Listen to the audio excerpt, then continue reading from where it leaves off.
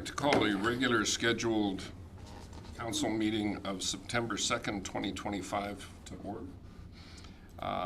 I'd like to welcome council back to the table and thank all of you for the work you've done over the summer with community events, committees that you've been on, and that sort of thing. It's good to have you back at the table. And I'd like to make a proclamation for Rail Safety Week from September 15th to the 21st of 2025. Whereas Rail Safety Week is to be held across Canada from September 15th to 21st, 2025. Whereas 261 railway crossing and trespassing incidents occurred in Canada in 2024, resulting in 68 avoidable fatalities and 58 avoidable serious injuries. Whereas educating and informing the public about rail safety, reminding the public that railway rights-of-ways are private property, enhancing public awareness of the dangers associated with highway rail grade crossings, ensuring pedestrians and motorists are looking and listening while near railways, and obeying established traffic laws will reduce the number of avoidable fatalities and injuries caused by incidents involving trains and citizens. And whereas Operation Lifesaver is a public-private partnership whose aim is to work with public, rail industry, governments, police services, media, and others to raise rail safety awareness.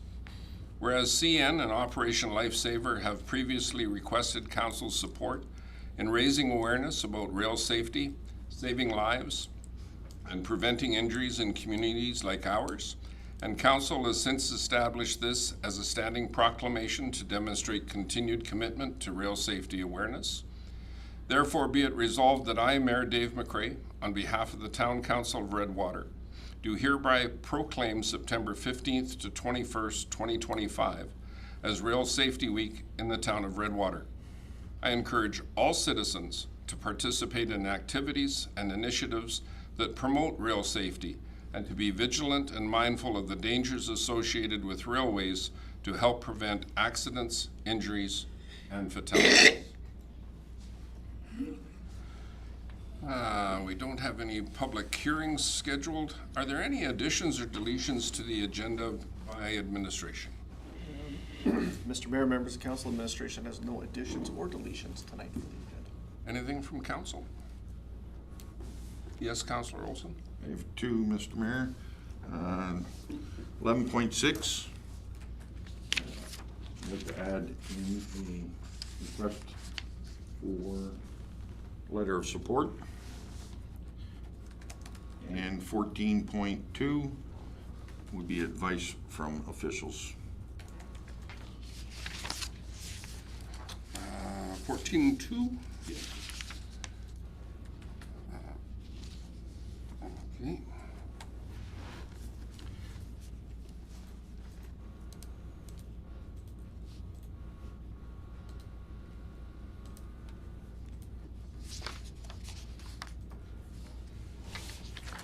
And that's in closed session, correct? Yes, sir. Okay, thank you.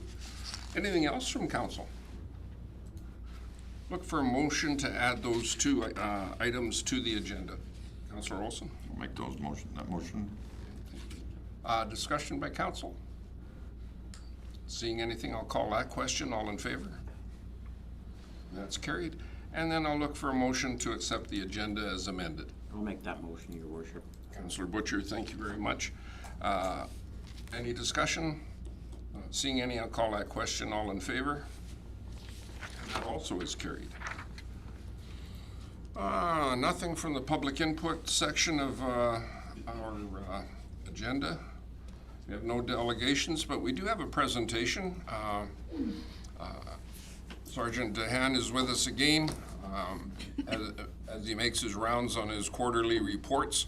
Good to see you again. I hope you had a good summer, and the floor is yours. Yes, thank you, Mr. Mayor. Thank you for having me here today, everybody. Today I'm just going to present on quarter one of the 2025-2026 fiscal year, which would be April, May, June of 2025 so far. It won't take too much time here from you guys, so I'll just go through the priority plan here, 2025-26. Next slide.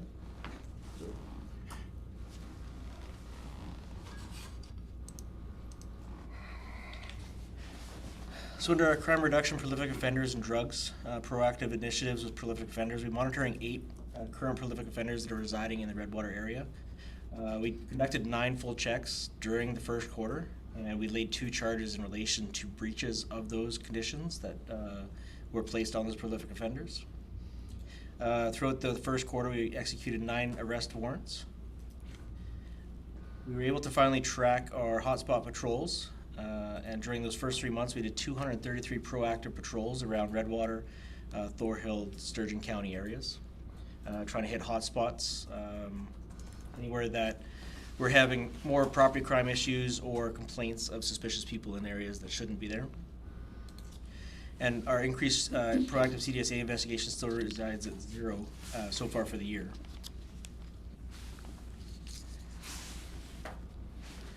Okay, we haven't held the, for community engagement, we have not held a town hall meeting. We'll be planning one coming in this fall, and hopefully one into the spring as well.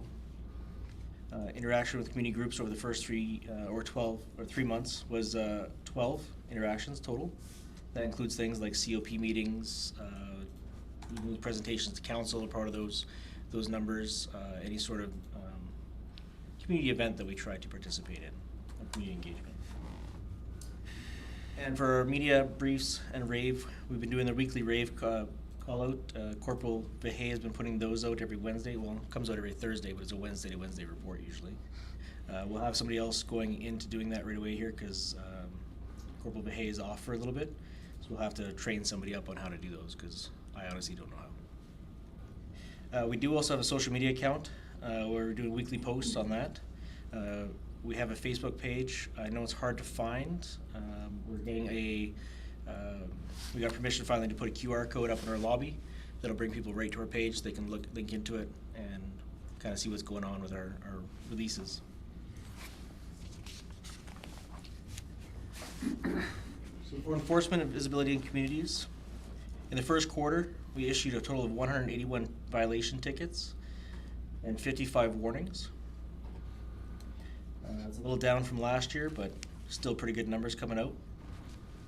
For Highway 2863 enforcement initiatives, we held 1 group initiative between some county enforcement and the RCMP. And we did 1 proactive check stop in the first quarter there as well. Nice thing to say about the proactive check stop, no impaireds were found. A couple of little warnings were issued, but everybody for the most part was compliant with the drinking and driving laws of Alberta. And then for our member wellness and respect, we did 5 total team building events, but I'll just name a couple here. We had some lunches.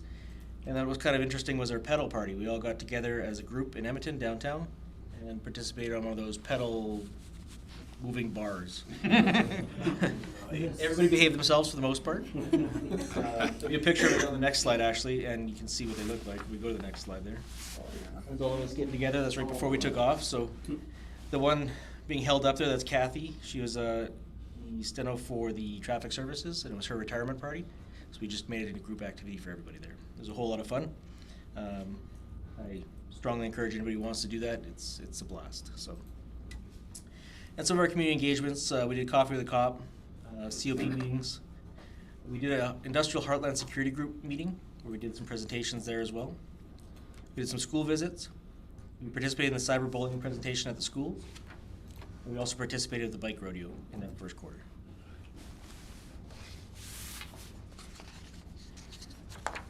So just getting into our stats. So total calls for service in quarter 1 for 2025 was 693 calls for service for the Redwater RCMP detachment, which is up just 2% from last year. In 2024, the same quarter was 707 calls.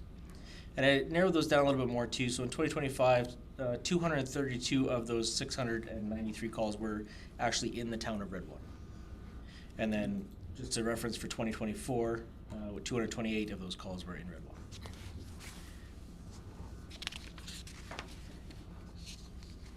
And then for our stats for quarter 4, it's nice to see some of the criminal code stuff has gone down. So personal crime went from 48 to 20 calls for service, which is incredible. It's a 53% drop for that first quarter.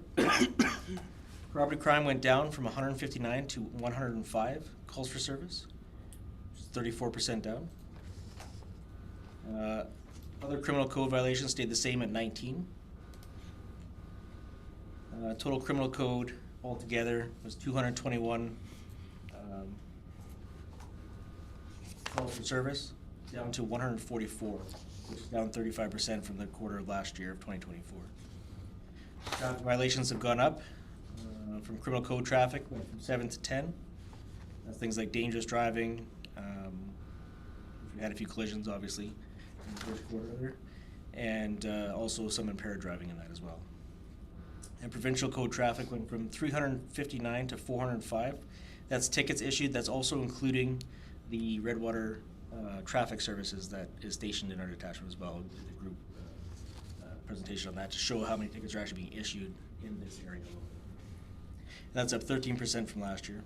And then other traffic went up too, from 0 to 2, other traffic offenses.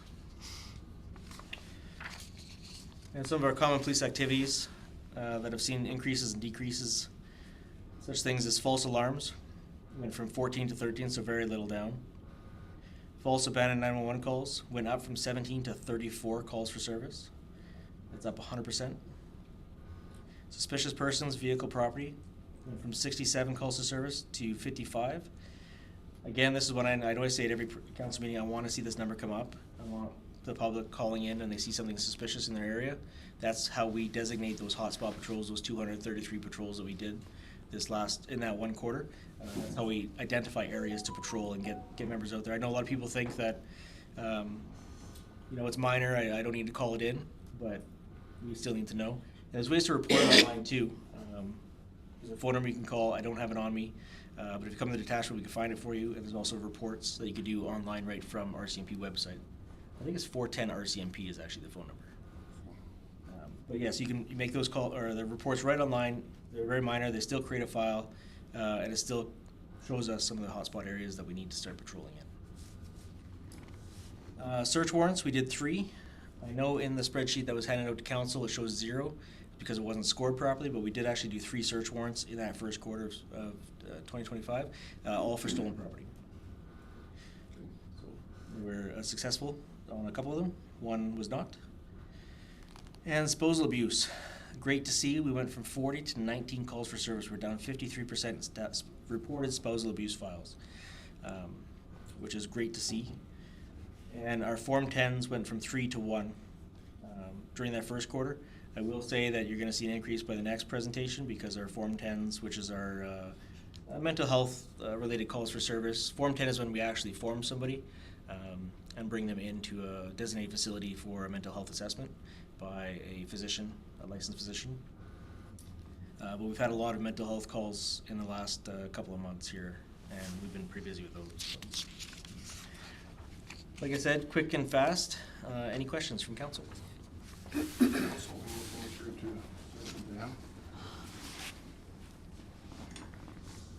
One of the things that's on our plate that we've worked on, I know Councillor Olson has made presentations to our MLA personally with respect to the Opal Corner. Is that one of your hotspots? And can we make it one of your hotspots? It's where we'll set up some of the initiatives for Highway 28. Last Friday, there was a collision at that intersection, and then impatient people tried to pass everybody and did a U-turn to try and get around the traffic that was backed up and ended up colliding with a semi. So just, I would say that every collision that I've read from that intersection has mostly been personal fault. There's always a fault. Cutting out in front of somebody when you're not supposed to, making left turn when you can't see what's coming at you. But yeah, every area so far has a concern with that corner, and it's getting busier every. I've seen what they've done at 63 and 28, where they've offset the two lines of traffic on 28 that want to make left-hand turns onto 63 and whatever this highway is. They've offset them, so you're actually, they've come over this way and you've come this way, so now you can see down the entire length of the traffic and see what's coming. That might be something better than even lights there. So.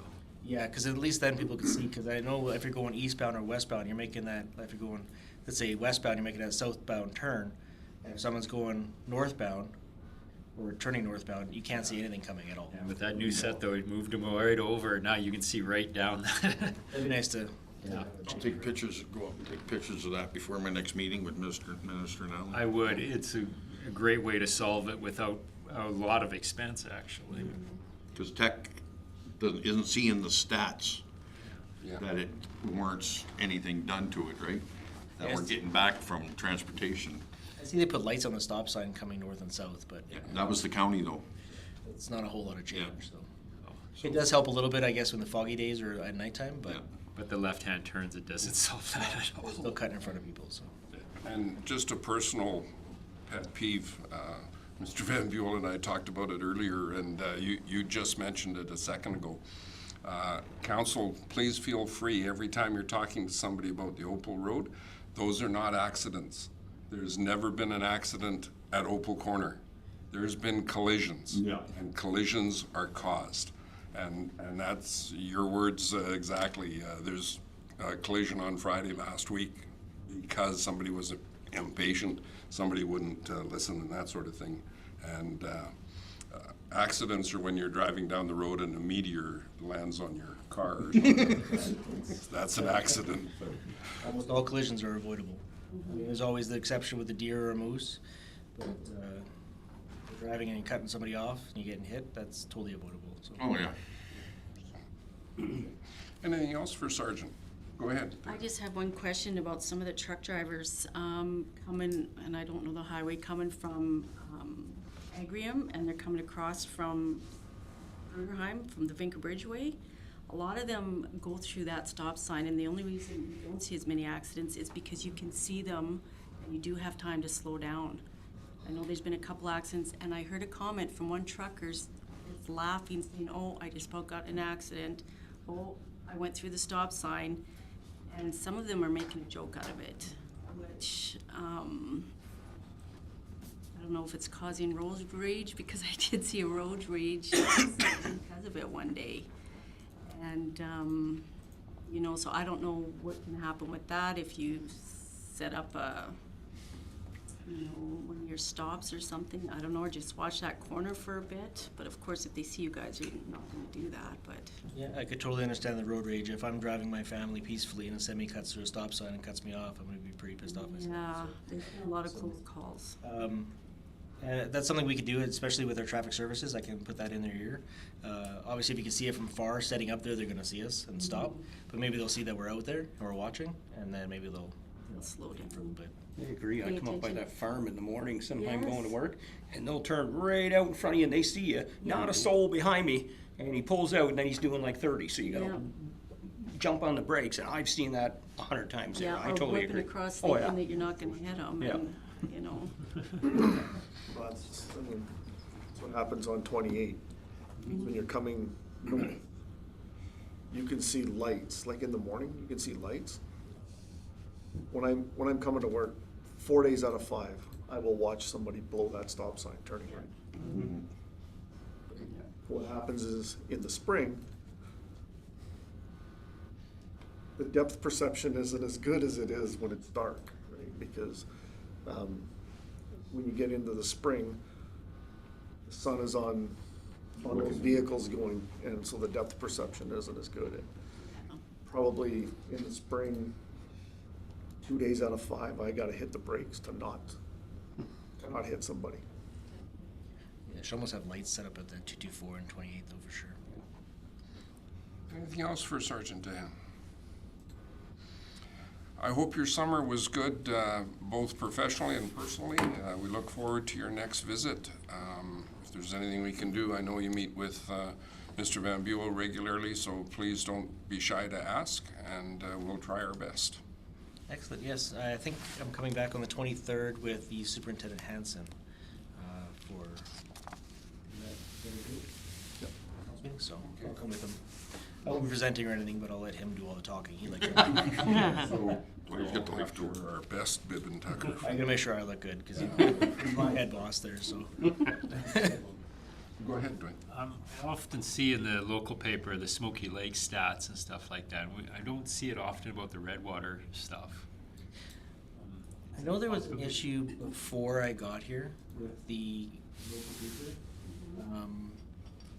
I've reached out to them a couple times, especially with some media releases, and I'm not hearing much back from them. Oh, okay.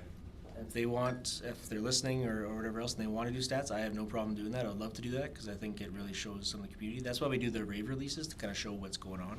Yeah, well, especially this here where you saw that major crimes have really gone down, but people's perception is they see on Facebook there's 20 vehicle thefts. Well, it's actually down from what it was before or something like that. So it'd be good to see those stats. Exactly, yeah. Okay. Maybe if we have something like that, we can tack it on the bottom of our calendar that we put in. Yeah, there might be a way for us, Just ideas. yeah, no, I'll chat with Miranda, but there might be a way for us to create a page where we just put the stats on and have a link to it from our Webpage. from our webpage. We'll think of something. Miranda's just, There's a lot of ways you can do it, I just Yeah. don't know what the capabilities of our site are. I can get you whatever stats you need, so we decide to do it. Thank you. Please pass on to, go ahead, Councilor Butcher. Well, I just wanted to make mention of how grateful we were for the officers to come to the parade. They had just got off night shift and they just sparked it up like the RCMP always do. Yeah, I had high hopes for the bike to come out. He was supposed to, but then because of weather, when St. Paul where he's stationed, he couldn't get it out here. I thought that would be really good for the kids to see them on the Harley.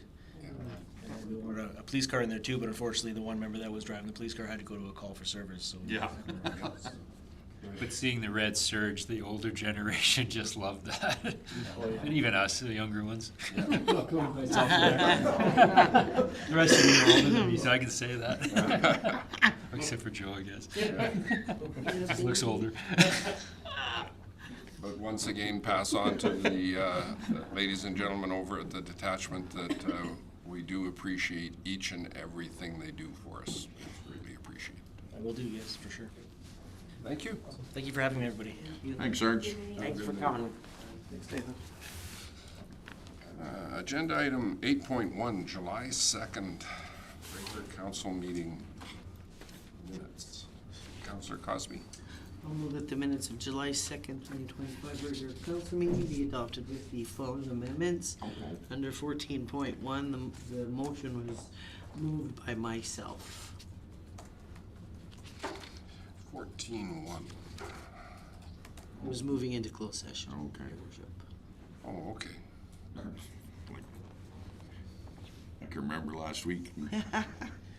She writes it down. Yeah, I know.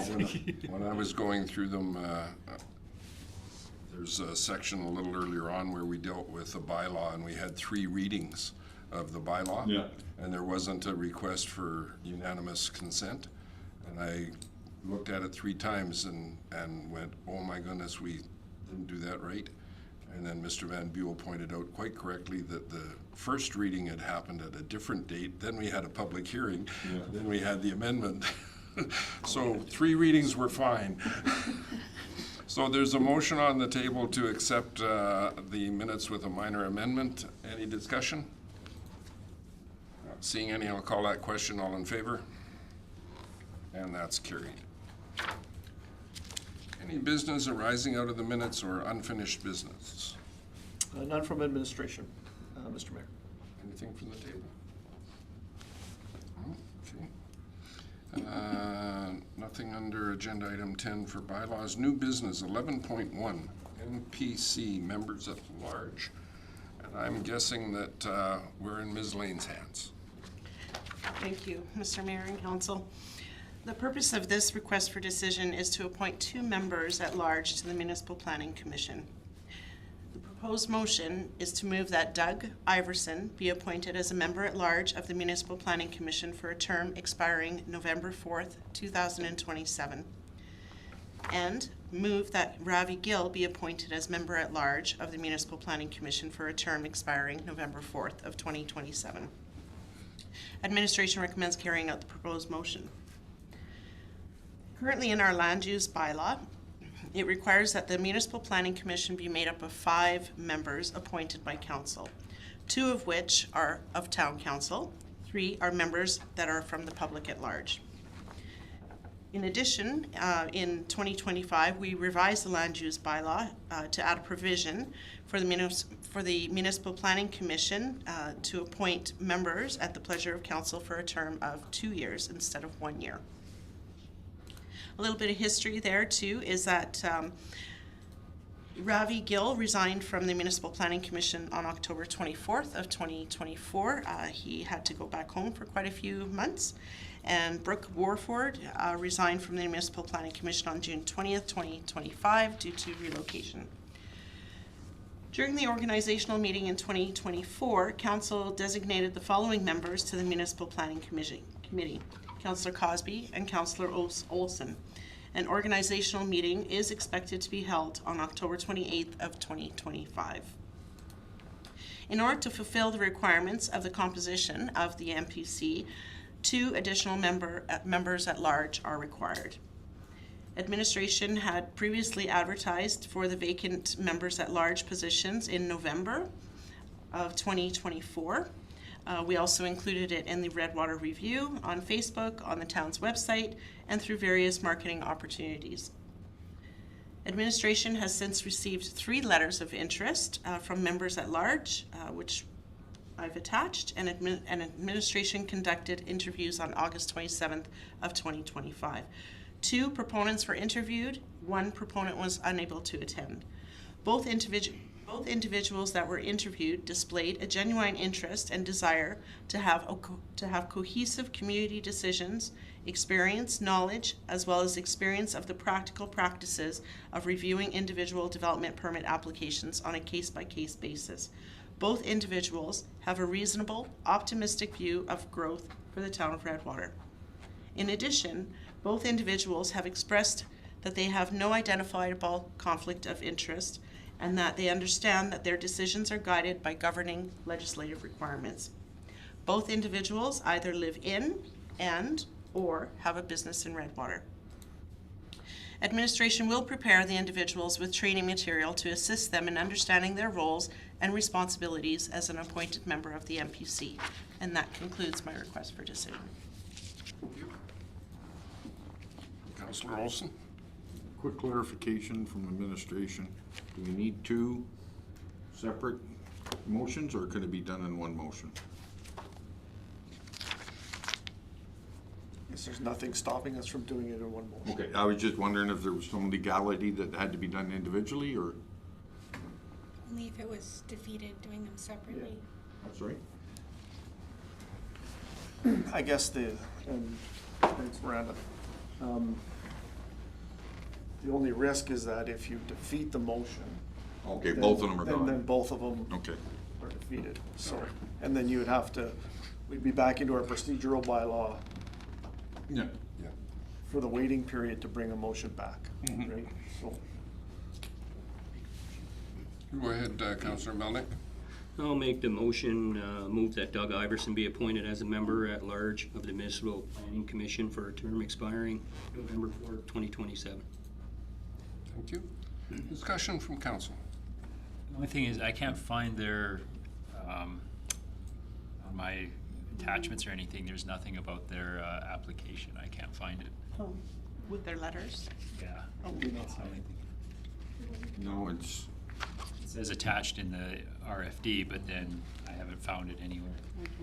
My apologies, that was probably an It's locked. error. Yeah, they're locked. I've looked at, and I've opened those, and that's just the voting. that's just the voting. They were provided to the Yeah. interviewing committee, though. Okay. so, Justice. Mr. Mayor, Yes. a point of order. So if council would like to see those, we can provide those, but we would have to go into a closed session to, for the rest of council. And again, apologies.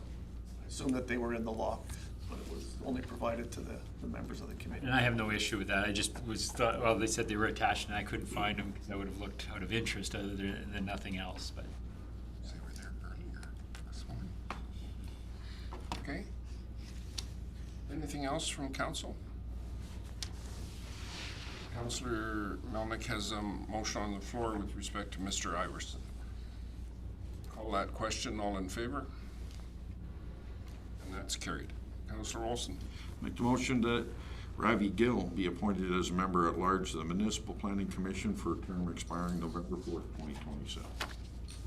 Thank you. Discussion? Not seeing anything. I'll call that question. All in favor? And that's good. 11.2, the municipal land advertising opportunity. And again, Ms. Lane, we're in your hands. Thank you. Again, Mr. Mayor and Council.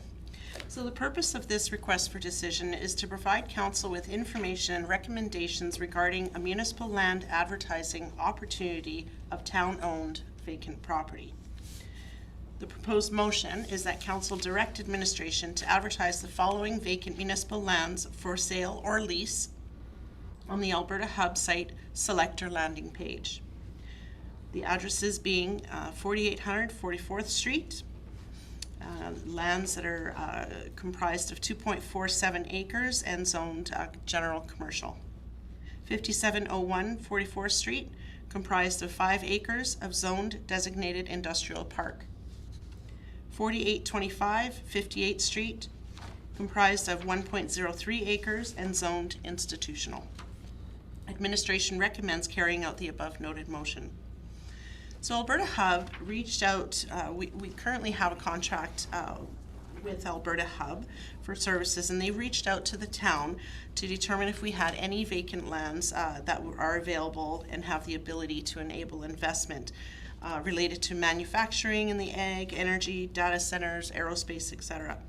They would like to advertise our featured properties at no additional cost to us on their new Alberta Hub site selector landing page. The opportunity is to market our vacant lands to include value, add drone footage to the subset, whereby the investment in this footage would be long-term in nature. Administration has also provided Alberta Hub with a list of private lands and buildings that are currently for sale in Redwater and as advertised on the MLS listings. The town currently owns 3 vacant properties that council may be prepared to sell or lease under the right circumstances for prospective economic development proposals. These lands are currently not being utilized for any municipal purposes. They've remained undeveloped for an extended period of time, and they're not part of any future municipal projects. In order to optimize town resources and facilitate economic development, administration recommends that these properties be sold to interested parties at fair market value or offered for lease at fair market lease value. And that concludes my report.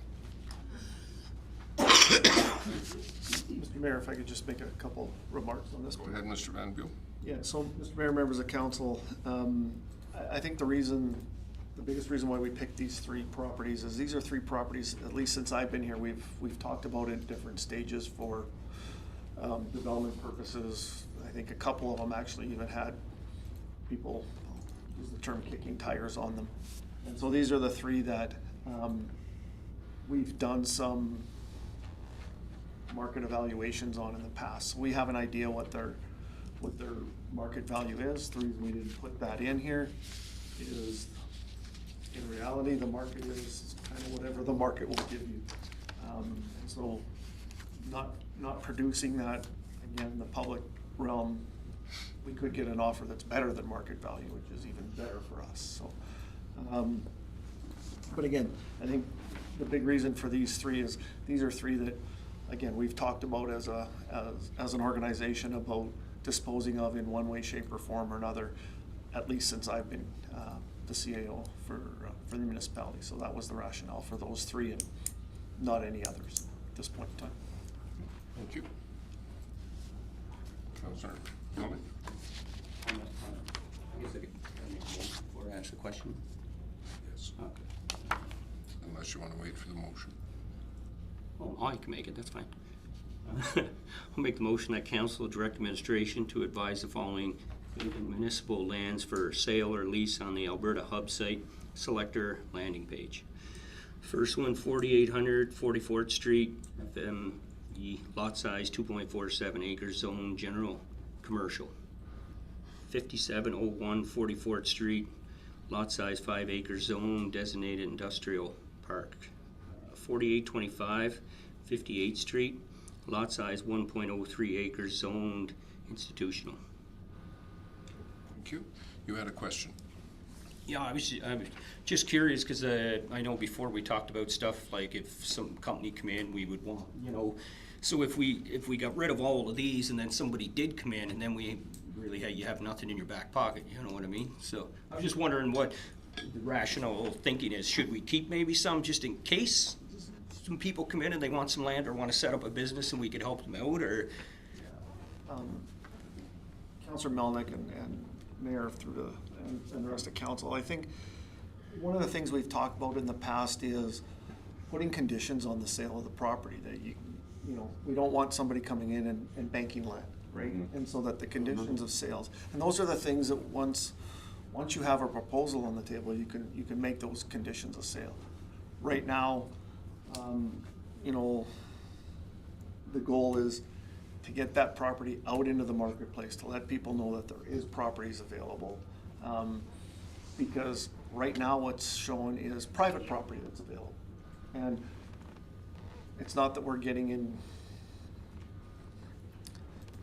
competition with the private properties, but it's another option for people who want to develop.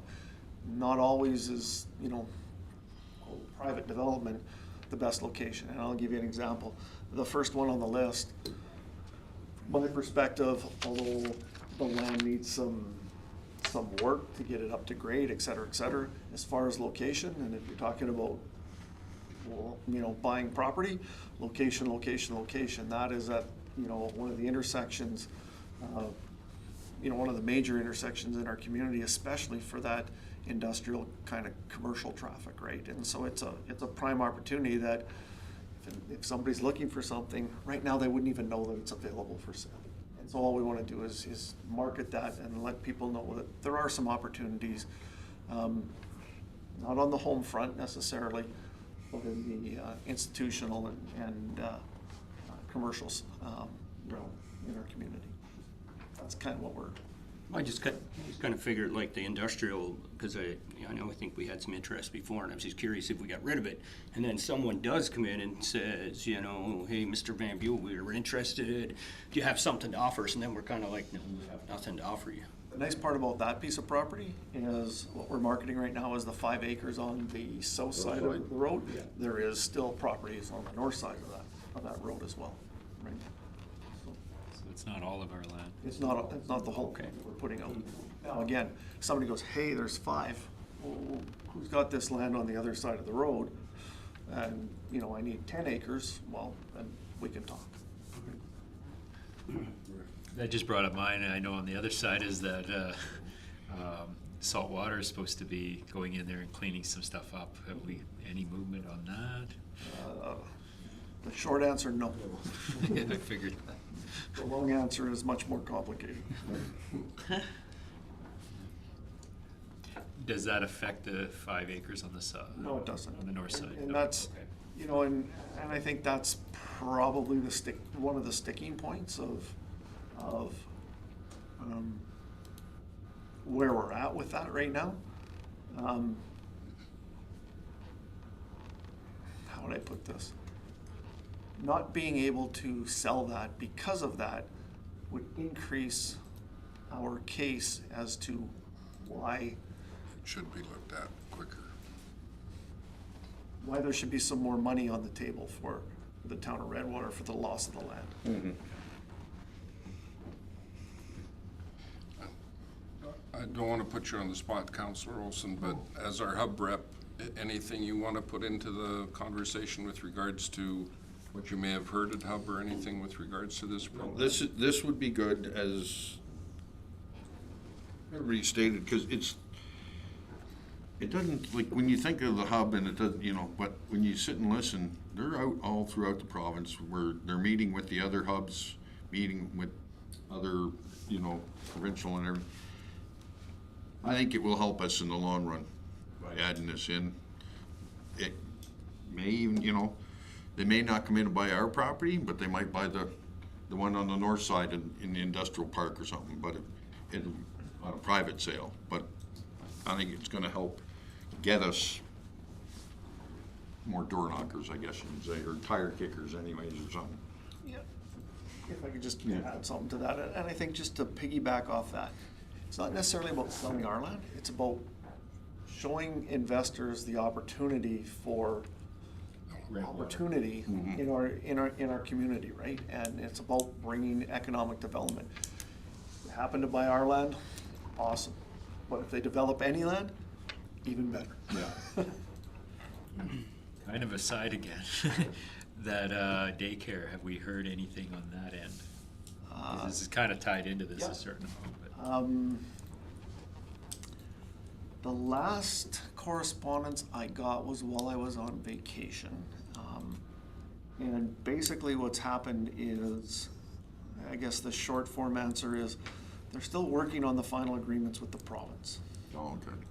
So, Nothing's and moving I wouldn't, fast there. I wouldn't say that there's a hang up there. I think they're just dotting i's and crossing t's, and that's probably taking a little longer than anybody thought.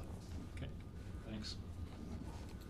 The other thing too, through to Councillor Melnick, is that if we were to sell a piece of this property, I know they've listed a bunch of different things that we could use the money for.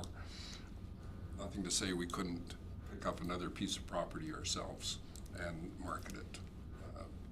Kind of almost like we're doing with the water project, where we're rolling it as an inventory project. Okay. My last comment on this would be, and council did this or a previous offer that was being worked on.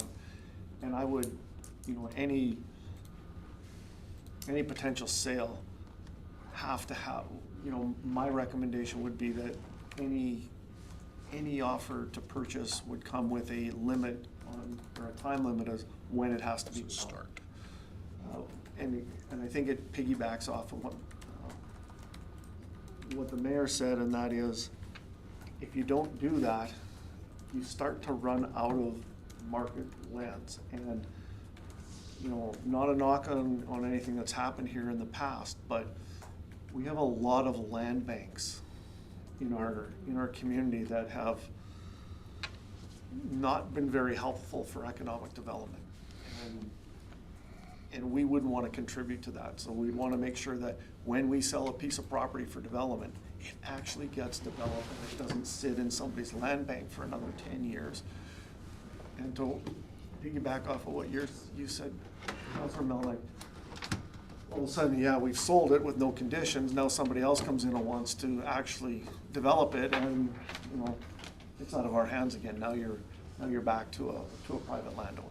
It's not always a bad thing. But in our case, in our community, we have a lot of major properties that are being held up because they were purchased as an investment, and that investment return hasn't been forthcoming, I guess is the best way to put it. Ms. Lane? If I could just add on to that also, the other opportunity that may come up is a lease with option to purchase on any one of these properties. Councillor Melnick's motion is on the floor. Anything else from council? Speak to it. Not seeing anything, I'll call that question. All in favor? It's carried. Good.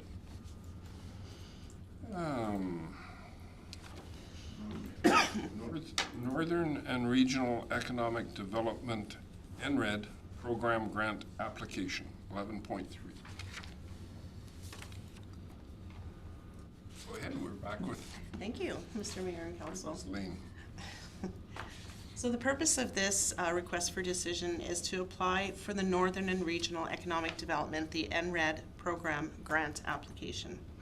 The proposed motion is to move that Council direct administration to include the Northern and Regional Economic Development Program Grant Application Project, including municipal matching funding and grant contributions in the proposed 2026 operating budget for Council's consideration during budget deliberations. Administration recommends carrying out the above proposed motion.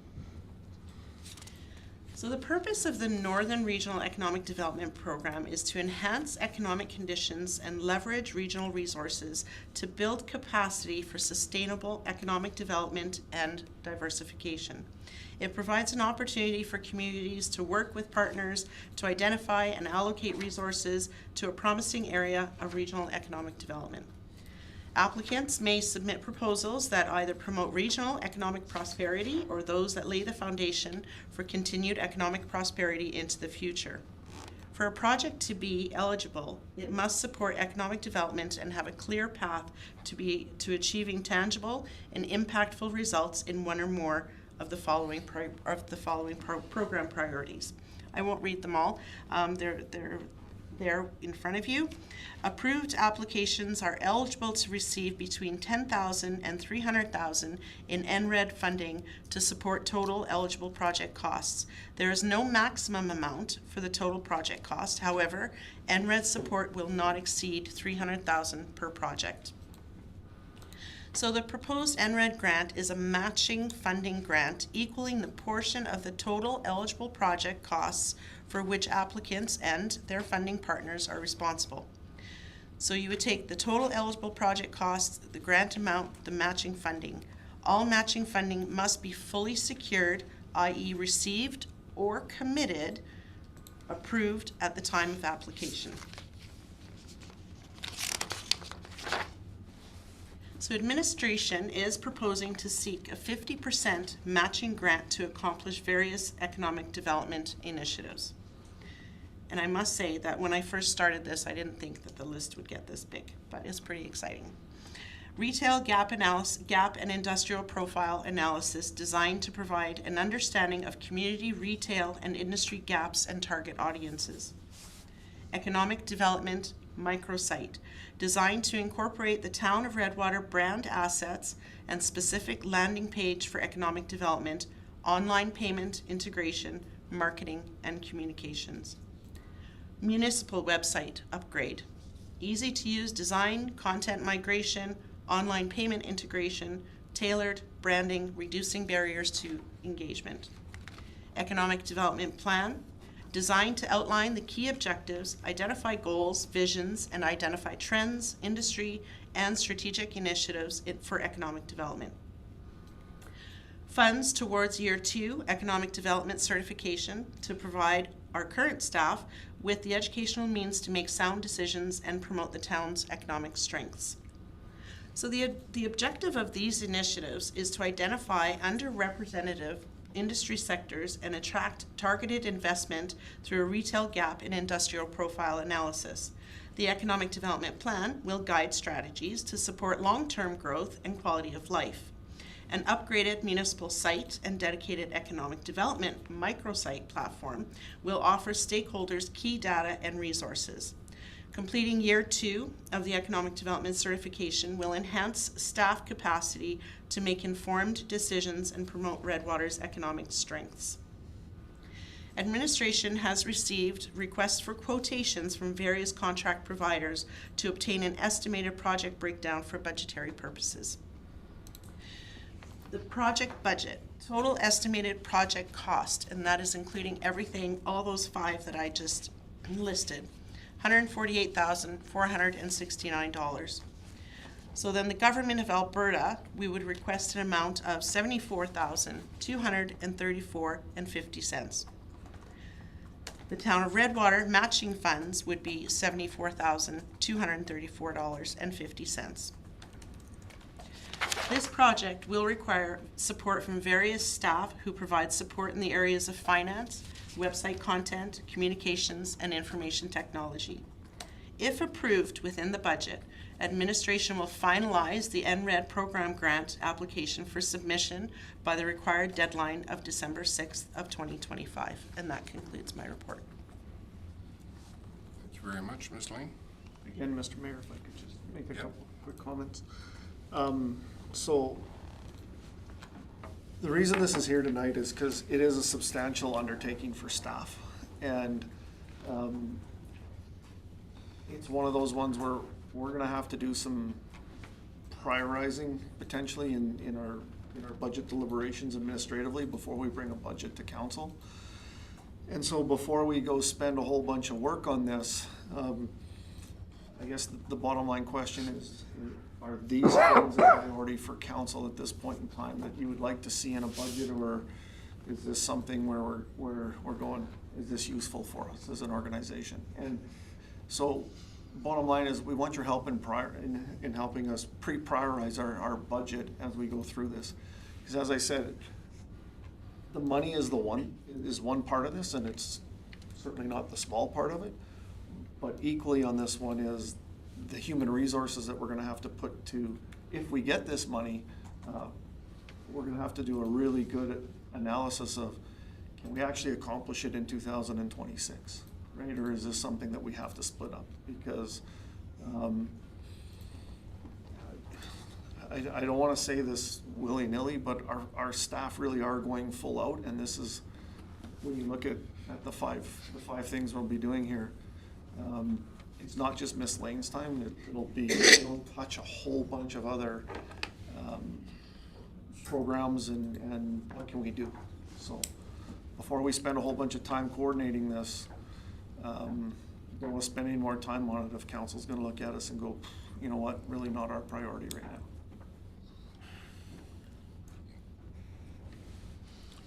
Council.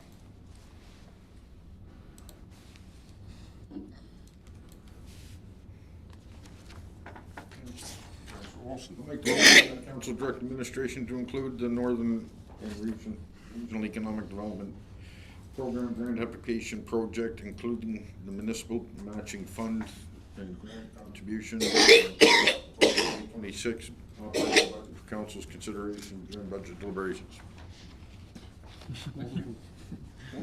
Discussion. Go ahead, Councilor Spicer. I think when we first hired you, this was one of the priorities that we had set, that we wanted to see economic development. And if this is what it's gonna take to push it forward, unfortunately, it costs time and money. And I think we need to look at it. The other question I had in here was, it talked about a website update and things like that. And we have talked about kind of touching on our own, a natural home, and changing that possibly. Would that be incorporated into that? You certainly could, it could be the potential, but, and here's our dilemma. The beauty of this is it touches all of that. The curse of it is it touches all of that, because this could grow another finger really quick and talk about rebranding. Right? And I would just change that one little thing. You're funny now. and, you know, it gets back to, you know, and if council's desire is to see some of that within this, we can certainly do that. But I'm looking into my crystal ball right now. I don't know how we can do all of this in 2026. And so the question then might be going back to the NRED grant and saying, hey, we want to do this, but we know we're not going to get it done over 1 year. Can we spread the work out over 2 years? Which then may allow us to say, to come back to council and say, we have to match it, but we can match it over 2 years instead of 1 year. Now, that means council pre-approving funds for year 2 that you really can't back out of after, but it'll allow us, you know, saying yes to this will allow us to do some work and answer all those questions and come back with those answers during budget deliberations. I just had Councilor Butcher first. I'm all for it, but I'm a little bit on the risky side, as we will have to hire more employees that will land up on the taxpayers' laps. I think we need the economic development, because right now we are at a crossroad, and we have to start bringing our community back up.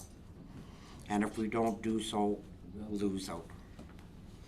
Councilor Spicer. Oh, Rob. Don't we treat it? Yeah, and go first. Sorry. my understanding of this right now is this does not contemplate any new staff. This is all done by contract. Okay. So nothing in this grant will come back to council and say, hey, it's going to increase our FTE count. What it may do is it may bring some consultants on board for specific pieces of the project. And if something changes, we'll certainly, if something to that changes to that, we'll certainly let you know at budget deliberations. But right now, we are not contemplating with this any new staff. Councillors. The other thing was, you were talking about splitting it over 2 years. The other thing, we're committing you to doing this for the budget this year, but it'll be the new council that's actually voting on it. And they'll be the ones locking themselves in for 2 years, so. Again, but doing something over 2 years Yeah. does, Has its we own would have- risks. We would have to, whether it's this council or the next council who says, yeah, we're gonna do that, that pre-commits a It certain. will be the next council no matter what. Yeah, exactly. Both, whether we do it in 1 year or 2 years, it'll be their decision in the end. Councillor Miller? I had the same kind of question Dwayne did, I guess. I just thought, do we really make that decision? I know you need to put in for your budget and everything, but what we're thinking, what the new council is gonna think might be totally opposite, right? I totally agree with it too, but maybe the next council might be like, that's not, right now, we can't spend 100,000 or, you know, so. Unfortunately, we would be committing them to spending the time and putting the energy there, but Into budget. we've said this is a priority. Yeah. Next council makes that decision. I guess there's a world where this might not have come to the council to say, hey, do you want us to spend any time on this? Knowing that a new council is gonna be making this decision, my decision was to bring this forward because in a lot of cases, when you get a new council, where did this come from? Right? Why is this in a budget? Why is that in a budget? And so this adds some credence to, this was a thought process at the time. And again, this is a fairly a new major initiative for the first year of a council to undertake. And so my personal feeling on this was it wouldn't be fair to a council to throw this in there without some backup to say, this was an organizational decision. This wasn't, our land use economic development officer with a pet project, right? Coming forward and saying, hey, I need $74,000, because I got nothing else to do on my desk. That is not the case. I want to make that perfectly clear. Trina is plenty busy. All of our staff are plenty busy. And if we're going to put this in the budget, it's going to mean that we're going to reallocate some times. And there's some other projects that quite frankly aren't going to happen, not because we don't have the money, we don't have the time. And the only way that we can make time for those other projects is, as Councillor Butcher said, adding to our FTE. And that is not our intent in this budget at all, to add to our FTE. Councillor Olson, I had you next. Thanks.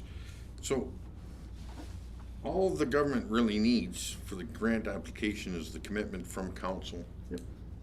But, like, does the grant say it has to be done in 1 year? Or, because we could commit, yes, here's the resolution, we've committed to 74,000. You're gonna get 37 this year, 37 next year.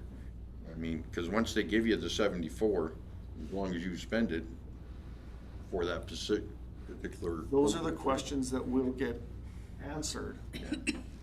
Council says, yeah, go do some more work on it. Okay. Then we'll get serious into the budget to say, now we'll have to dot i's and cross t's and come up with that plan as part of the 2026 budget. Kathleen? That is exactly correct. Once we have direction from council to move forward with this, there will be more discussions happening with our representative from NRED, and they will actually help us with the application. On another note, I wanted to let you know that from an economic development perspective, it's essential that we understand where we need to go with economic development. What is our vision? What do we want to have? Where are the gaps? What is it that you want economic development to do for our community? And for a lot of these projects, well, couple of the projects anyway, the gap analysis as well as the economic development plan, those will give us our marching orders from an economic development perspective as to what we need to do in order to move forward. The micro website, I think, is important for an economic development, be able to advertise things, economic development, and any kind of Alberta grant programs and bursaries that are available to our community from a business perspective, I think is essential to be able to do that too, to have that platform that is specific to economic development. The Town of Redwater upgrade to our municipal website, well, that just kind of, it would be nice to fit it all into this as well if we're going to be applying for grant money.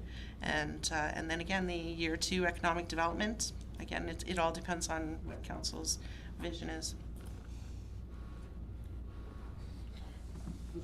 Mr. Van All Meel? I can tell you is and as Ms. Lane said, this kind of grew on her over the summer, because it started out as, hey, you know, this might be a way of us, because we've talked about the gap analysis for a number of years.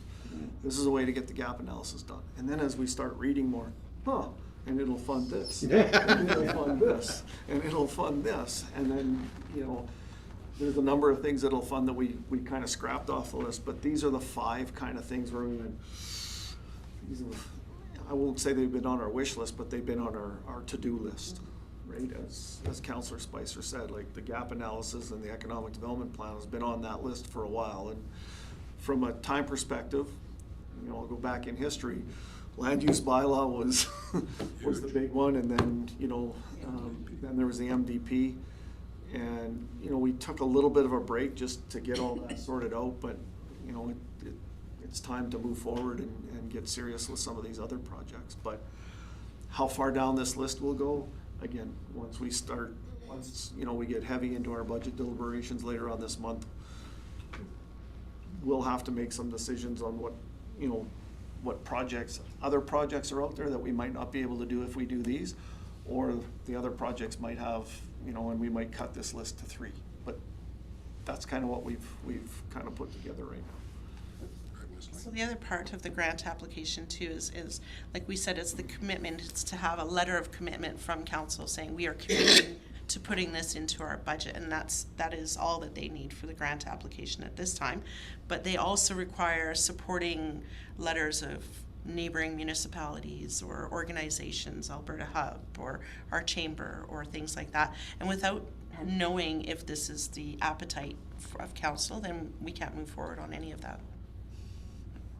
Go ahead, Councillor Williams. I just have a question about your in-kind for staff time. How does that work?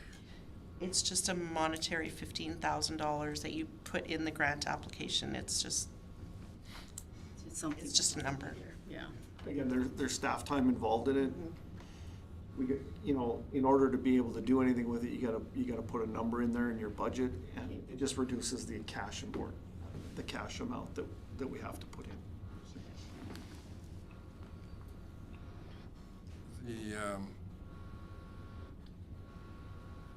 I guess the biggest question that I had is that did we not just redo our webpage a short time ago? Go ahead. I think approximately five years ago. 5? That is when we're having fun. In the world of, in that I think world. they did some minor updates a few months ago, but yeah. And I'll be honest, the reason I asked is I had a conversation the other day with somebody who was actually paying here at the front counter, and they complained that they couldn't find what they wanted on the webpage. So that's why I was trying to tie that in as to when we did and what this would give us. We often think of the economic development value as being somebody coming in to build something for us, or somebody modifying their business and expanding and that sort of thing. But a lot of that economic development is our citizens walking in the front door, and we're able to help them with this, that, or the next thing, so. Or even potential residents, like people who are looking to Yeah. move here. If they can't find what they want, it's a click to move on. Yeah. And at this point in time, there's actually no money involved in this at all. It's strictly a request that you consider it within the budget proposal. You get a full analysis Yeah. come November. The Or the new council. New council will palette it and decide from there. And we have to give you guys the tools to be able to do what we've asked. We've asked for economic development in this town, to promote it, to make it viable and healthy. And that is particularly the gap analysis needs to be done. Anything else from council? Nice to see the initiative on it. I'll call that question. All in favor? And that's carried. Thank you. 11.4, the regular council meeting schedule. So, And Mr. Mayor, Van Buell, that's yours. Mr. Mayor, members of council, this is a bit of a housekeeping matter that we missed in our organizational meeting last October. Basically, we set our meeting agenda for the next year until our next organizational meeting. And everybody knew there's gonna be an election on October 20th. And we have a council meeting scheduled for October 21st, which is before our next. And We might still be counting. well, I would argue that even if we weren't counting, we couldn't have a legal council meeting because there's certain things that have to happen as far as swearing in and, you know, the basic orientation of council before they can even be sworn in. So bottom line is, we have zero chance of having a council meeting on October 21st. So as a housekeeping item, we need to cancel the October 21st, 2025 council meeting. Thank you. Councilor Spicer. I move that council cancel the regular council meeting scheduled on October 21st, 2025. Thank you. Discussion from council? I was free that night too. Thank you for that. I'll call that question. All in favor? And thanks for catching that. It would have been tough to do a week before going, now what? It's even been tougher to do it on the 21st. 11.5, amendment to previous, the adoption numbering system.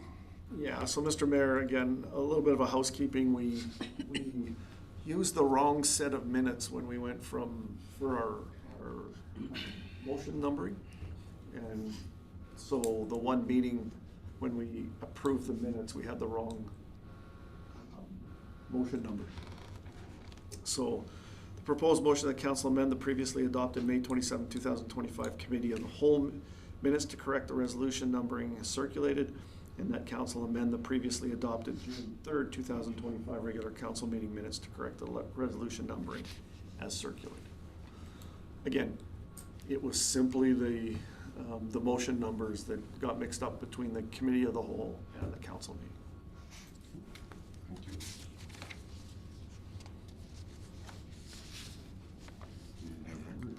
Councilor Cosby. Council amend the previously adopted May 27th, 2025 Committee of the Whole minutes to correct the resolution numbering as circulated. Thank you. Discussion? Housekeeping, thank you. I'll call that question. All in favor? Councilor Spicer, you had your hand up. Move that council amend the previously adopted June 3rd, 2025 regular council meeting minutes to correct the resolution numbering as circulated. Thank you. Discussion? Call that question. All in favor? 11.6.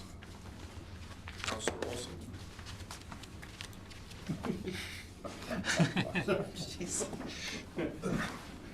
One hat off, putting another one. I'm coming to you today as the president of the Royal Canadian Legion Branch 251. Due to some unforeseen circumstances during the summer, I was away, and this has got away from me, I guess.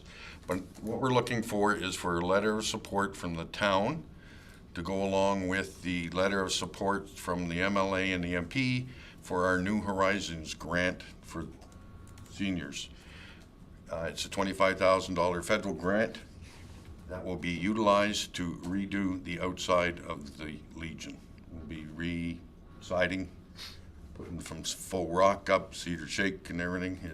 Hopefully we get it, so. But I'll be looking for a letter of support from the town, so I can add that to my package. It has to be, I have to send it in by the 17th of September. And, yeah, I apologize for the late, but due to the unforeseen circumstances, so. It's the first meeting. Yeah. There wasn't an awful lot. Well, I could have called you and asked for an emergency, but I can make the motion that the administration provide a letter of support to the Redwater Legion Bridge. Thank you. Discussion at the table. Go ahead, Councillor Butcher. I fully support this because what the Legion is becoming is a community hub. And Councillor Olson, you have done a fantastic job at bringing it back to life. thank you.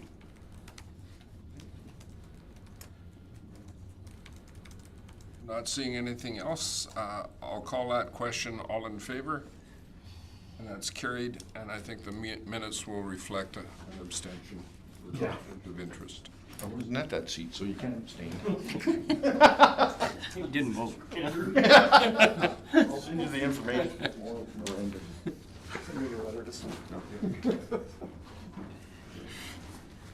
That takes us down to reports, agenda item number 12. Anybody, anything they'd like to do orally or wait for the next round of written? My report is as written. It's not, it was a busy summer, that's all I can say. I know most of you had meetings of one sort or another through the summer, so. Vote for a motion to accept reports as presented. Councillor Butcher, I'll make that. call that question. All in favor? And that's carried. See if we can push through correspondence and then look for a short break. Municipal Affairs forwarded correspondence to us showing that we were unsuccessful in obtaining an hang on a second. Our allocation for the Canada Community Building Fund, which used to be the tax grant proposal years ago, correct? Oh, that was gas tax. Gas tax. Gas tax. And then turned it to CCBF. Yeah. So they've advised us our allocation for 2025 is $178,458. I think that's exactly what we budgeted. Yeah. It was, It sounds familiar. they notified us, I think it was really late last year, and March. yeah, I think they came out with an idea and then confirmed it towards the end of their fiscal year, which overlaps, correct?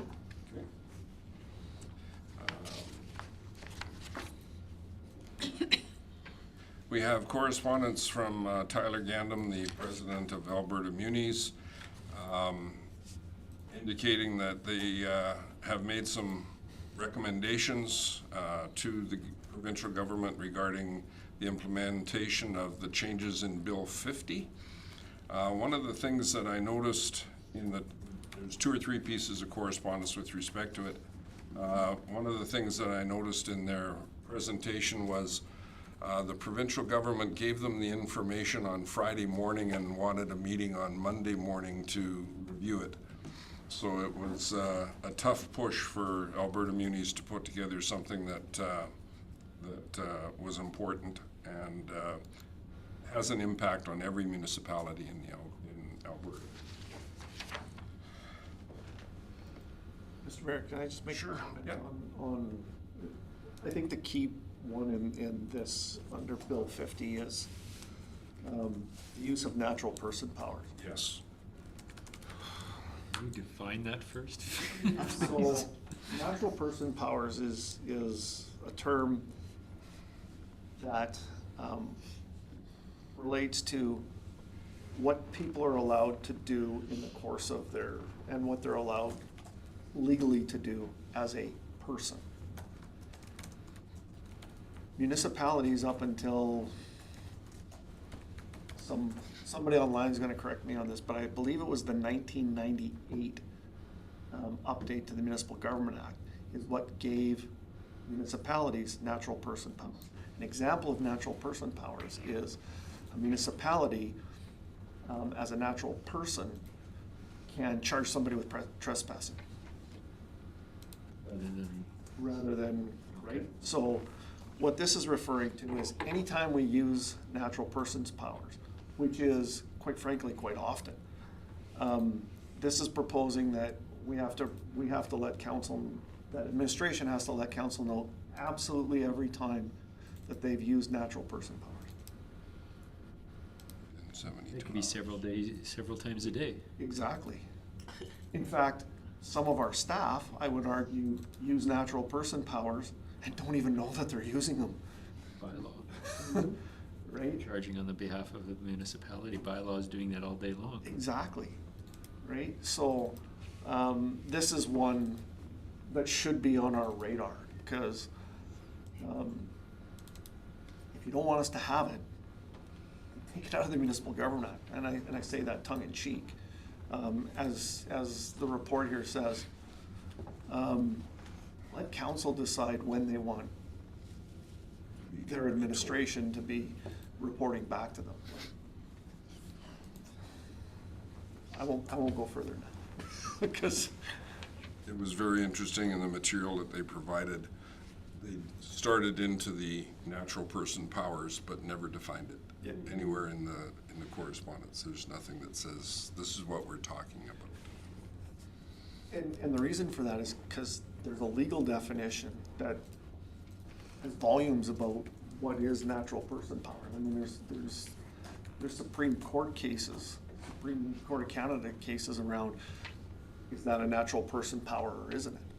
So defining it is not as easy as a 3-sentence, right? So anyway, this one is of all the ones in here, this is the one that as an administration, we go, like, it's not a little ask, I guess is the bottom line. Our next correspondence was from David Williams, the Assistant Deputy Minister of Housing Division for Alberta, advising us that our application for funding under the third intake for the Affordable Housing Partnership Program was rejected, and that was for the Redwater Landing project.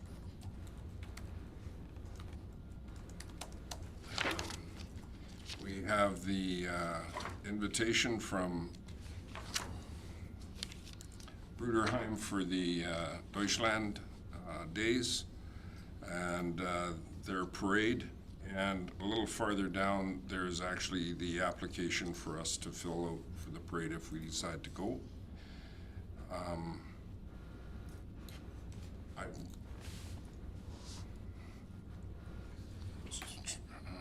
October 18th, so it's actually prior to the election. So we could have a big parade. We have follow-up correspondence from Michael Cooper. When I met with Mr. Cooper for Discovery Days, I had asked a couple of weeks previous if he could do some follow-up for us on that SHIFT grant. And for council, that's that $14 million grant that we have for sewer upgrades. And his letter was very poignant, very strong, and very supportive. So he was, I want to say, extremely supportive when he was here for the parade. He thought that we have a pretty darn good community, and that anything he could do to help us out, he would. So that's good.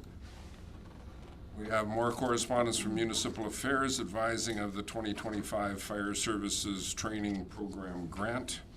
This information has been forwarded to our fire chief, Chad, for incorporation in his business plan. but there's a deadline of September 30th for applications for that. I haven't heard from him as to whether or not there's been an application or if they want a letter from us or anything, but So, Mr. Mayor, members of council, this is not new money from them. This is something, and I know that the fire chief, Sturgeon budgets for this every year. This is part of how they pay for their training. And it's not $500,000 per community, that's $500,000 for the province. Yeah. Like it is, Less than. One first aid course per hull. yeah. yeah, Next on our agenda is the parade form, which is actually for the Bruderheim Parade. There's a thank you card from the MDC Dance Arts Association for the dance group, thanking us for considering them for some support from the golf tournament. Sergeant DeHaan was here earlier and went through his report. There's first of all, there's a letter with respect to the new commanding officer for K Division, who is Deputy Commissioner Trevor Daru. Both Mr. Van Buell and I have met Trevor on 3 or 4 different occasions at different functions. He was actually part of the new hiring process when we actually got our say into the new commander. He was part of that process as well. So I look forward to continued good working relationship with him. And then Sergeant DeHaan's quarterly policing report outlines most of the meetings he's had, the programs that they've presented. One of the things that has continued to keep me excited about his reports is the checks that they're doing on the continuous offenders. They're not just getting them released into the community with conditions and run on their way. Our detachment has been busy making sure they check on them, making sure they're up to date with their requirements. And we saw in his report that of the, I believe it was 9 that are in the community right now, they breached 2 of them for breaches of their conditional release orders. A very nice letter from Sturgeon. Thank you. Bless you. From Sturgeon for our assistance in the Redwater Natural Area Fire. In particular, they make notice of the sacrifices made by the staff and volunteers who work tirelessly alongside our own crews under challenging conditions. Professionalism and dedication were instrumental in safeguarding the lives, property, and our cherished natural environment. And I think that goes a long way to say that our emergency response, SREMP in particular, which Councillor Melnick is our representative on, put together a really good package of support. And thank you to Sturgeon for recognizing that. And the only thing that was missing from the Economic Development Alberta golf tournament notice was how much they want for registration. But I won't be available that day, so. And I think that's all of the general correspondence. Councilor Butcher, Motion to accept correspondence as presented, Your Worship. for the general correspondence. Call that question, all in favor? That's carried. And 13.2.1, we have the standard request for engagement with municipal affairs at the Alberta Munis Convention in Calgary this year. Have you got anything on the agenda, Mr. Van Buell, other than Bill 50? Well, Mr. Mayor, members of council, the 2 that hit the top of my head are the shift grant. Yep. And we're gonna need some assistance outside of the federal government. We're gonna need provincial government funding as well. Whether that's through municipal affairs or TAC, Tech. depending on what grant. One way or the other, and I guess here's my pitch. One way or the other, we're not gonna be able to fund the upgrades that are required to our wastewater system. Like, I don't wanna be the bearer of bad news or Chicken Little, the sky's falling, but 14 million. that kind of money is just not in the cards. And interestingly, over the summer months, as I was on holidays, I was just going through my phone and feeds, and lo and behold, the city of Airdrie 50. got $50 million to extend a wastewater line into the city of Calgary. Not out of a grant, just out of provincial funding. So there's dollars there for, I'll call them one-off projects that don't necessarily fit a particular grant program, but have a demonstrated need. And I think as a municipality, we have to put a concerted effort into lobbying, not just on behalf of a grant program, but on behalf of our need. We, like, you know. 14 million, what can you do for us? Yeah, and here's the bottom line, and, you know, again, without sounding too many alarms, we can talk about economic development all we want. There's a limit to our ability to even bring some of these larger scale investments into our community because we don't have the servicing to do it. And you can say, well, you know, if you've got this investment coming in, borrow the money against your investment. The types of dollars that we're talking about, we don't even have the ability without going to the minister for an extension of those funds, which we can argue back and forth about whether that's prudent fiscal management to extend yourself to that. You know, you're chasing money with money, so are you actually even gaining anything? So I think, again, the one, and this minister is probably, the Minister of Municipal Affairs is probably the one to sound the alarm bell with first, because at some point in time, I don't know when that time is, you gotta start talking about your viability, right? If you don't have the money to increase your infrastructure so that you can attract that investment and attract that economic development, what are you doing? Right, and that's the long and short of it. So I think this minister is the one to really have to start, and then TAC and our MLA, and, right, we need more than one voice at the table saying, hey, Redwater's got an issue, right? Or municipalities have that issue. And I think we've got a real opportunity to show, not hypothetically, but we've done the work now with the numbers to say, this is the magnitude of the problem. We don't know that it's just big, we know how big it is. And every 6 months to a year that we put it off, like we're doing the 22nd St. Thomas Street, it's every year has cost us another $2 million to do that project. Yeah, in 2030, it's not gonna be magically become $10 million. Tariffs will be off. Yeah. In 2030, it's magically gonna, Yeah. it's magically gonna be $20 million or $24 million. Yeah.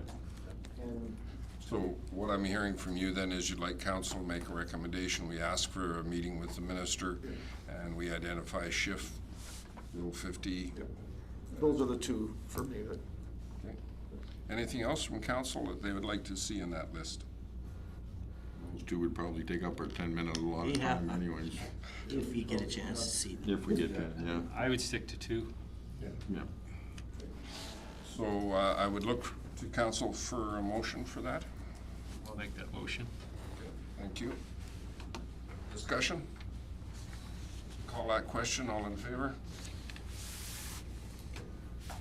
And then our next one is the request from the 4600 block of 48.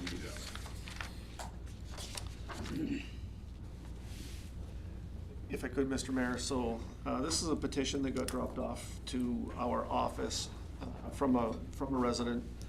And it's in regards to the alley, off of the 4600 block. And That, yeah, Councillor Spicer and I have had the discussion. Again, not excuses, but the reality of that back alley is, it's pretty flat. And we have to drain that alley from east to west with some type of a crown in it. And if you remember, I want to say the first summer I was here, 2022, I believe, we actually had O'Hanlon go in and put a grate on that, just because we couldn't get it to drain. And if I remember the numbers correct, there's about 4 inches of fall over 200 meters. So less than a quarter inch per less foot. than a quarter inch per foot. To give you an example, they normally cross-fall pavement at about 3% to ensure that water drains and doesn't pool. Because even on pavement, you'll get indentations, and so if you don't have a 3% grade on it, there's a chance of what they call bird bathing. We have about 1/4% on that alley. I think what happened on this one is we did some work on it. We tried to regrade it, and then we got a pretty good rainstorm, and it pooled water in different places, and it It's like call a going, spade, it made a hell of a mess. it's like going over Vinca Bridge Yeah. right now. Right. If it- Our staff have gone back and tried to do some work with it. You know, it is one of those roads where, and you're gonna see this on the, what's our next meeting, the 23rd? 16th. Second, 16th. 14th. On the 16th, we're gonna be bringing forward a new snow removal, updates to our snow removal policy. And one of the things that the committee talked about was adding some of those alleys where the alleys are the primary vehicle entrance. You could look at the north and south of 48 there, Exactly. because both of those have that problem. And all I can tell you is right now, for next year, we're looking at some things to help us out in some of our alley situations. I think as council knows, we did something a little bit new this year. We brought in what they call a Harley rake that goes onto a Bobcat or our Toolcat, kind of works up the gravel, and then you can reshape it with a box grader. Because quite frankly, using our regular grader wasn't helping us. It was okay for a while, but again, you get pooling on the edges, et cetera. So we did this. Outside of this alley, we had nothing but positive comments about, our alley maintenance. So we've got some work to do on this one. Not gonna sugarcoat it. Said the day I went down it, it was less than stellar. Rattled your teeth, I bet. Yeah, I mean, it was washboardy, which normally what happens in when you get standing water, you get potholes, right? And you get soft spots. For whatever reason, we had a lot of, that washboarding going on. So I think we've taken care of it as best we can right now. All I can tell you is paving this is not the answer. So. Oh, with that grade. Yeah. The other thing that came to play, and we could maybe talk with our new friends from Corps. It was 3 years ago, they threw the signs up. Came into town, put the no parking signs on the road. Where? Right on 48th. Oh, they've been up for years. Jim Neathway was in council when they put the no parking signs up. When the Napa went up, they started, was it? Yeah, when Napa went up, they came in and put all new signs on both sides for, They put the new parking signs up years ago, or no parking, because there was tractor trailers sitting and idling all night long in the winter and everything, and they were coming in, was sitting there with dangerous goods and everything else, just truck, local guys parked the truck, go home, but the truck was left there idling. So, yeah, but it was probably 16 years ago they put the no parking signs up, but Napa had no parking. So even in front of Kicks had no parking, but they disappeared too, so. But where I was going with that is that they've effectively taken away the front access for every one of those houses. And we need to support them and say, okay, if it's the back access, we'll do what we can. It's not going to be any higher priority or lower priority, but we'll do exactly what we can when we can and make it work as best we can. Well, so the three things they've asked here for alley behind be formally recognized as primary access road. No problem. Again, operations committee, Recommended that at the Yeah, last meeting. we dealt with that. Look at me, I don't know what happened yesterday. The infrastructure Am I committee. on the Infrastructure committee, the last infrastructure committee meeting, I think it was June, wasn't it? I think so, yeah. And then maintenance, snow removal to reflect that. Yeah. That's no problem. And the town policy be reviewed and updated to ensure consistent, reliable access. That's, So and again, we can support this letter quite easily. from our perspective, from administration's perspective, we get it. That alley is a problem. And we're gonna have to do some things different, and we're trying some things. Like I said, the Harley rake on that one, I don't know if it was just the timing with the rain or whatever, but it certainly, it didn't help it. I think that was done with the first one, which was just the hardened steel, not the carbon. Yeah. So, and it didn't do too good behind the Napa store either. So That we're, Because the day that the gentleman was at the front counter talking to staff, I went out and physically drove that, and the difference between the north alley and the south alley was unbelievable. The north alley had a couple of potholes, like you mentioned, but that south alley was shattered.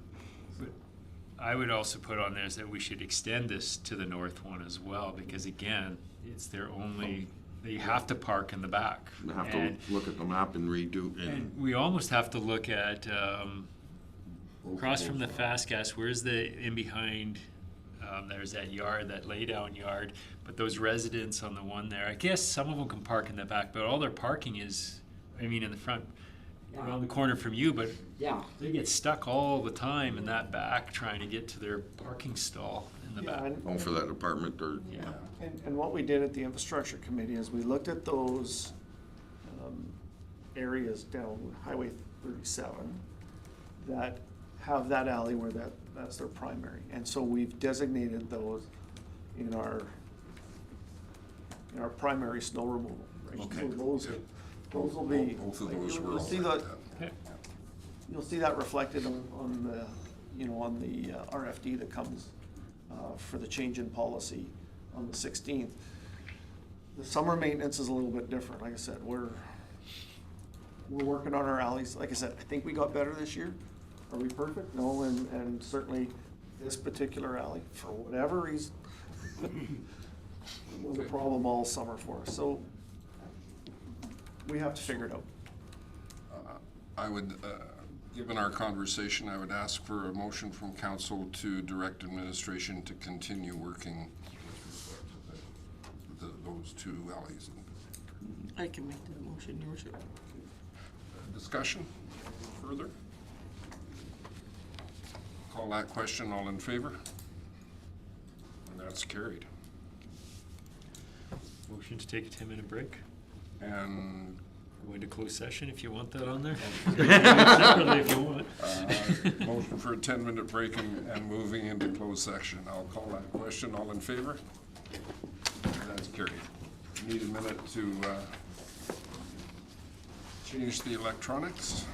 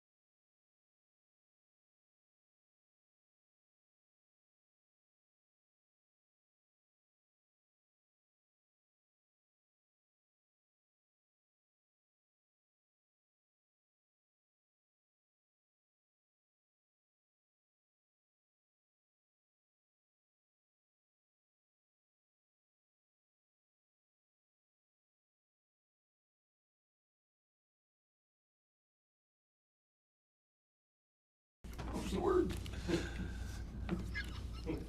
Counselor Spicer, Motion to come out of closed session? discussion from council? Call that question, all in favor? Motion to adjourn. Wait till he asks you. You just Go ahead, don't. Counselor Cosby. We have a motion to adjourn. I'll call that